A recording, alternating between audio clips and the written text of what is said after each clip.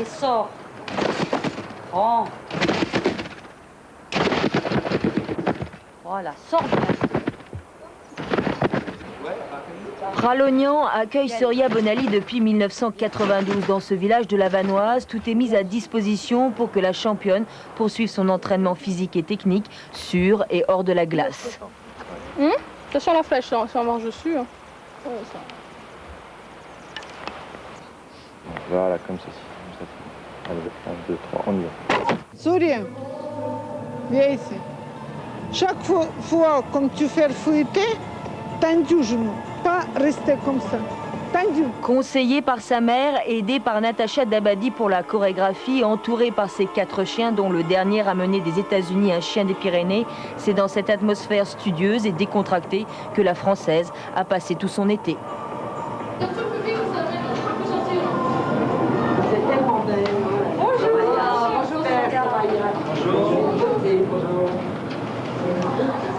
Pralognan, eh bien, je le disais tout à l'heure, ça n'est pas très loin d'ici et Surya Bonaly est venue nous rejoindre. Surya, on vous a vu là vous détendre, mais vous avez également beaucoup travaillé durant cet été.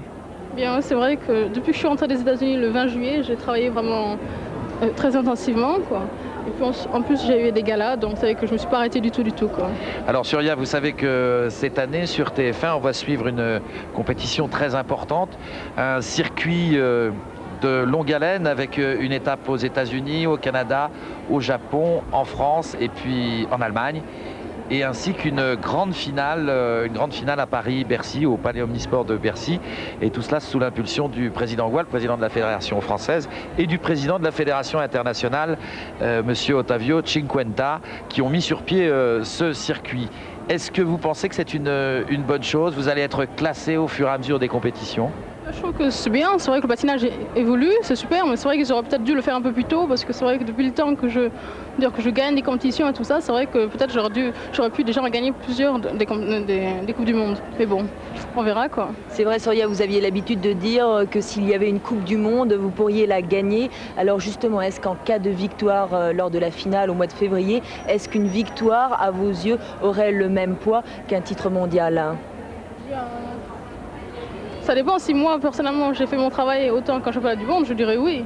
Bon, c'est vrai que bon, ça ne rappelle pas un championnat du monde, mais si déjà aussi il y a les mêmes concurrentes qu'au championnat du monde, c'est vrai qu'on pourrait dire que c'est vraiment d'un niveau très favorable, quoi.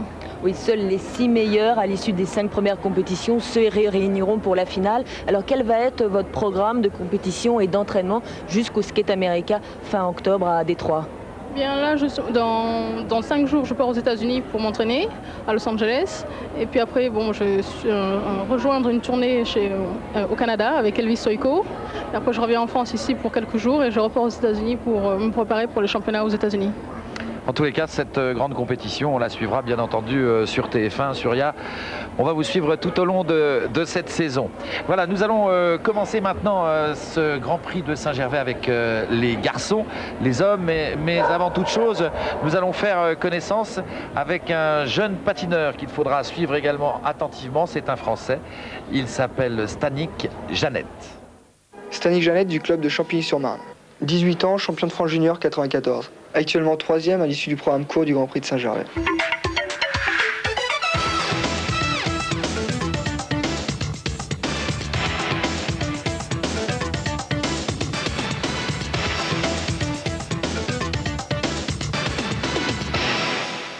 En fait, j'ai commencé le patinage parce que je marchais un petit peu en dedans. Et le médecin m'a demandé de faire du patinage, faire du vélo, mettre mes chaussures à l'envers, tout ça. Donc j'ai commencé le patinage comme ça. Quelle est votre principale qualité? C'est dur comme question, je sais pas. Les sauts, j'aime bien les sauts. Les sauts, je pense la technique. Quel est votre principal défaut? Maîtrise de soi, je pense. J'ai du mal à me maîtriser. Quand je m'énerve, je pète un peu les plombs et j'ai du mal à canaliser l'énergie. Je suis coincé! Voilà, on retrouve tous les patineurs à l'échauffement. Les concurrents directs de Stanik Jannet seront les 2 Russes, Rylov et Zinyutin. Sergueï Rylov, le Russe, qui est actuellement premier après le programme court. Il a 20 ans. À son palmarès, la Coupe nationale de Russie et une 9e place au championnat de Russie. Il a l'occasion aujourd'hui, pourquoi pas, de remporter sa première compétition internationale senior. Rappelons le classement, Rylov en tête, son compatriote Zinyutin 2e et Stanik Janet 3e. C'est celui qui remportera le programme libre qui s'imposera ici au Grand Prix de Saint-Gervais. Important pour ces patineurs encore méconnus, alors qu'il va débuter son programme de 4 minutes 30 avec un triple Lutz identifiable par cette longue ligne droite en arrière. Et ça passe bien pour Sergueï Rylov.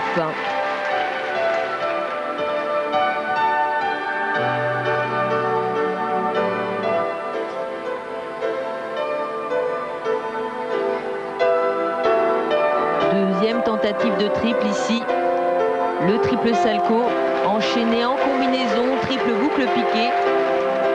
Une combinaison aujourd'hui indispensable, triple chez les seniors. Et que ce jeune Russe maîtrise déjà. 3 triples sauts et peut-être ici le 4e, le flip. Une légère hésitation à la réception sur 2 pieds.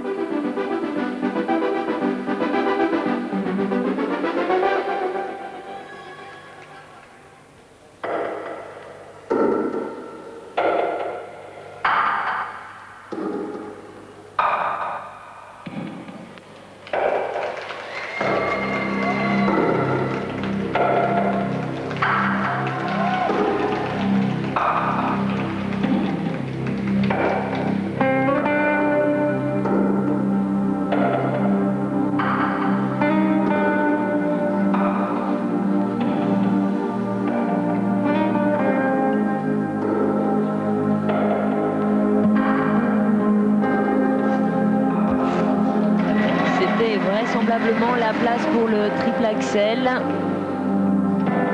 mais il n'a fait qu'un double. Profite de ce passage lent pour séduire le public.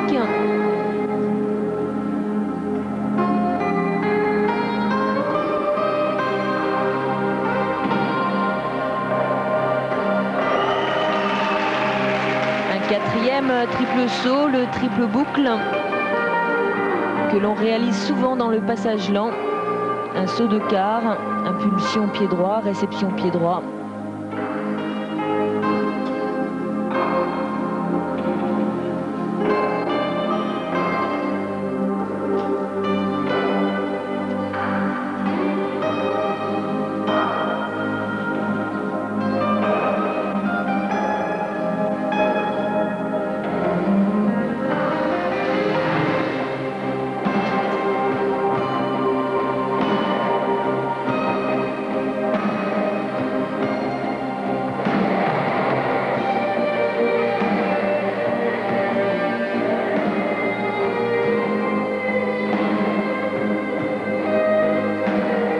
Il va peut-être tenter ici le triple flip qu'il avait retourné en début de programme et ça passe cette fois-ci.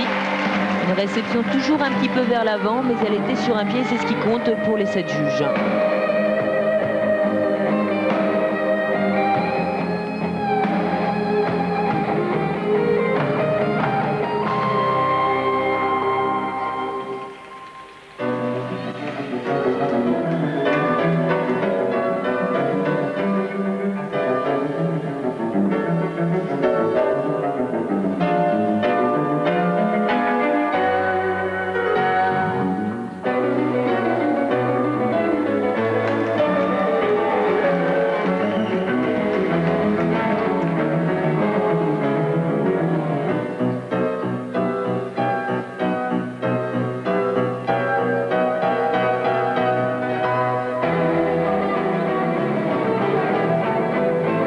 Dernière 30 secondes. Et on a l'habitude de dire que les triples sauts réussis dans les dernières 30 secondes comptent double. Et il en fait 2, triple salto, triple boucle piqué. Au total, cela fera pour Sergueï Rylov 7 triples sauts. Un programme propre Et un patineur très combatif, puisqu'il était arrivé le jour même de la compétition du programme court avec son compatriote Zinyutin.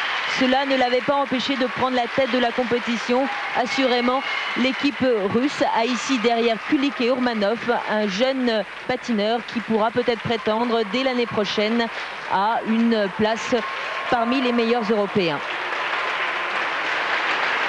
On revoit ici au ralenti le triple Lutz piqué du pied droit et on remarque la tenue de tout le corps pendant la rotation.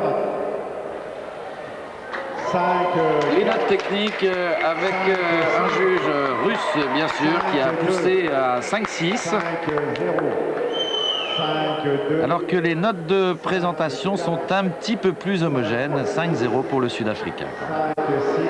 On va retrouver maintenant pour la première fois cette saison Annick Gaillaguet pour un premier commentaire. Alors Annick, la plupart de ces garçons sont des juniors. Quelles sont les grandes différences avec les seniors?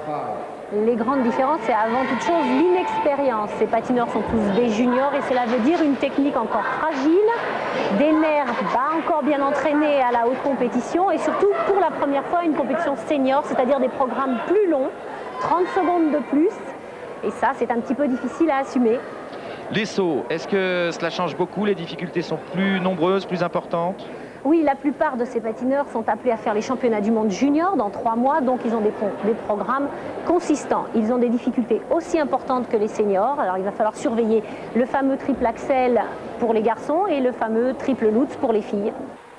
Merci Annick, nous allons vérifier cela dans un instant avec notamment le jeune français Stanik Jeannette que nous attendons avec impatience, mais nous verrons cela après une page de publicité. À tout de suite.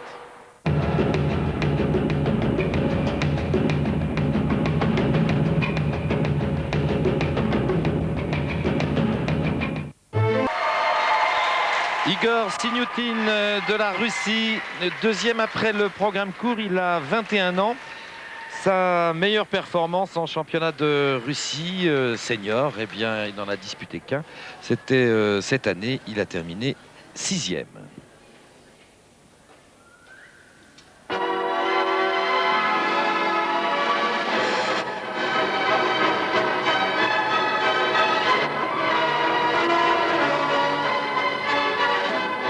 Et il devrait débuter ce programme avec ce fameux triple axel, 3 tours et demi, et ça passe. Seul saut qui part vers l'avant, donc facilement identifiable. Et devrait maintenant enchaîner avec le triple saut plus courant chez les juniors. Ici, un triple salto enchaîné triple piqué. Un très beau début de programme pour ce russe Igor Zinyutin, triple axel et une combinaison trip-trip. Alors qu'il va faire maintenant le triple plus courant chez les juniors, le triple Lutz. Sans problème.